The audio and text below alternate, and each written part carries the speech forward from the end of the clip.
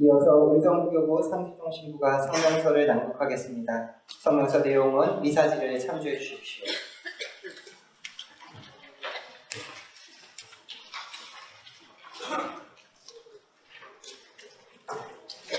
분단 결의의 원한. 앞을 보지 못하는 자가 앞을 맡긴 수천만을 이끌고 오늘도 파멸의 진창을 향해 일로 매진하고 있다. 살얼음판 위에서도 그는 태연하고 과감하다. 눈먼 사람이 어떻게 눈먼 사람을 인도할 수 있겠느냐? 그러면 둘 다 구덩이에 빠지지 않겠느냐? 하는 탄식이 밤낮 그치지 않는다. 설마 저러다 말겠지라거나 나와 무슨 상관인데 하는 것은 망국적 재앙을 키우는 위험천만한 방관이다. 거리의 촛불도 골방의 기도도 좋다. 맨 앞이 아니라도 된다. 곁이라고 좋고 맨 뒤라도 괜찮다. 함께하기만 하면 된다. 예사롭지 않은 위기가 목전에 닥쳤다. 바다도 끝났다. 또 무슨 일이 벌어지고 있는가? 아무리 못난 바보라도 제 식구가 마시는 우물에 누군가 침을 뱉거나 오물을 쏟으면 가만히 있지 않을 것이다. 더군다나 버리는 그것이 도의든 것이라면 말이다. 침략과 사륙의 전력을 가진 일본이 무생명의 고향이며 인류 공동의 우물인 바다를 영영 오염시킬 태세다.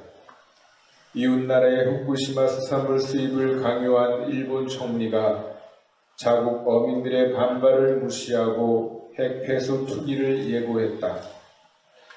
덩달아 마셔도 되는 처리수라면서 방사성 오염수의 무단 방류를 두둔하는 자가 우리 가운데 있다.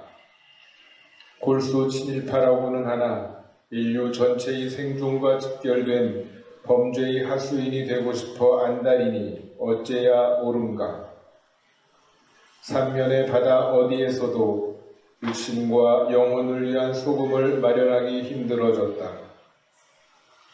바다란 낮은 자리에서 기다리고 있다가 세상의 모든 더러움을 꿀꺽꿀꺽 삼켜서 갈피 맑은 생수로 돌려주는 겸손과 사랑의 화신.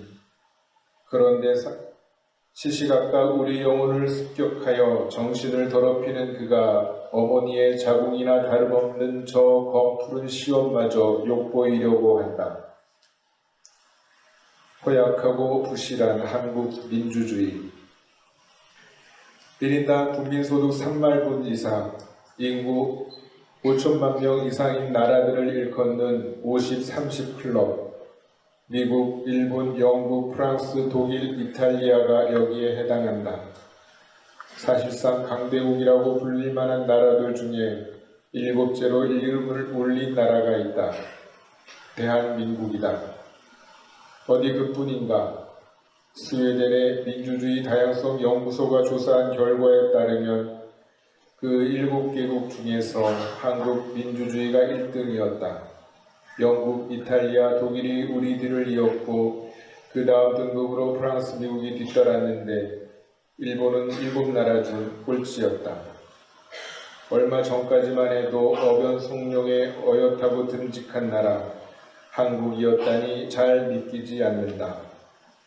코로나의 습격으로 인류 사회가 혼란에 빠졌을 때에도 한국은 경이로운 경제 성장률을 달성했다.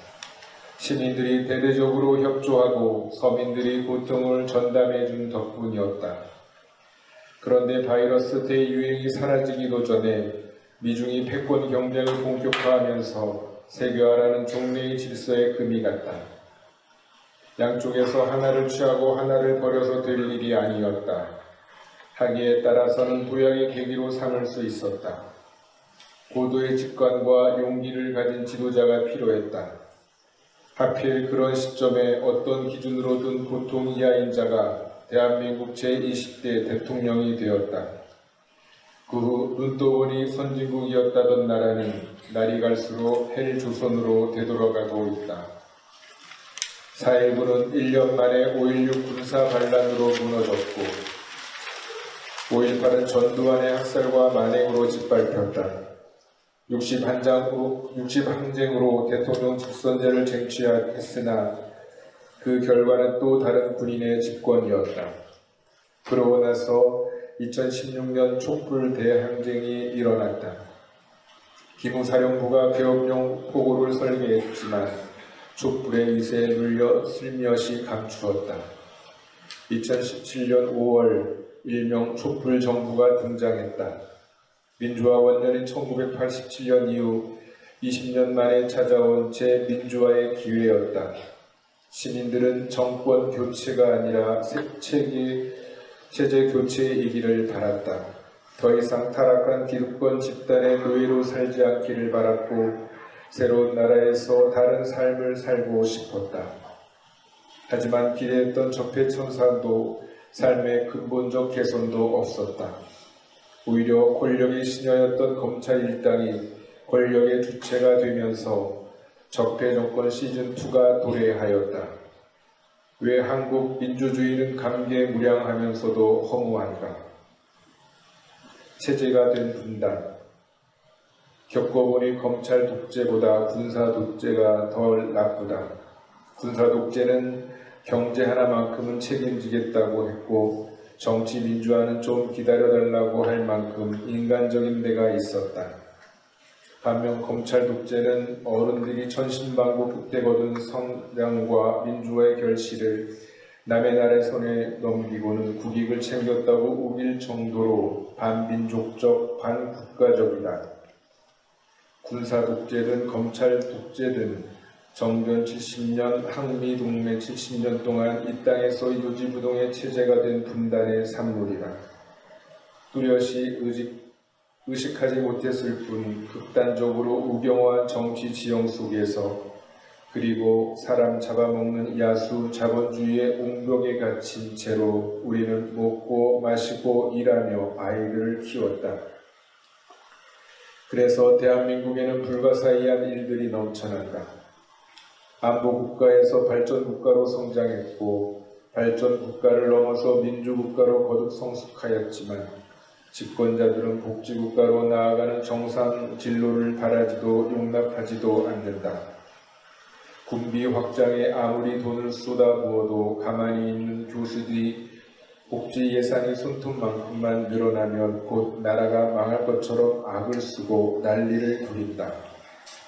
재래시장의 가난한 상인들은 나라를 팔아먹어도 우리는 무조건 무순당하며 제 발등 찢는 소리를 늘어놓는다.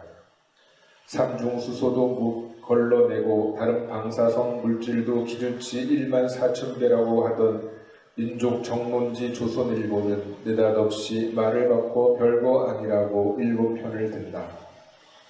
미국에 1,000억 불을 쏟아놓고 와서는 튼튼한 안보, 탄탄한 경제라는 현수막이 나부끼게 만들기만 해도 국정 지지율이 쑥쑥 올라간다.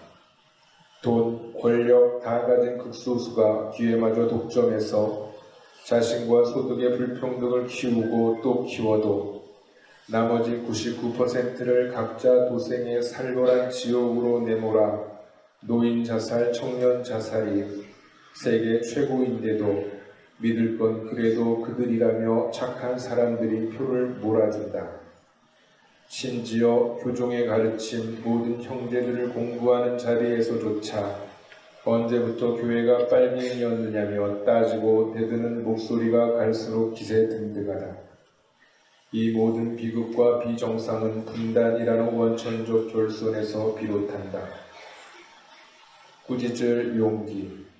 가난한 제 동생을 의심하고 미워하고 따돌렸던 70년을 다시 살아보겠다면서도 미군도 모자라 외국까지 끌어들이고 그러려고 주권마저 팔아넘기는 고질적인 어리석음을 교회조차 꾸짖지 못한다면 우리의 복음 선포란 도대체 무엇이란 말인가?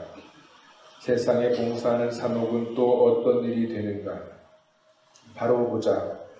착한 사마리아인 비유에서 노상 강도들은 흔히 반대쪽을 보면서 길을 지나쳐가는 자들과 은밀히 동행을 맺고 있다는 저 무서운 진실을 2023년 5월 22일 분단의 선을 넘어 평화의 손을 잡는 의정부교구 주교자 성당에서 천주교 정의구현 전국사재단 의정부교구 정의평화위원회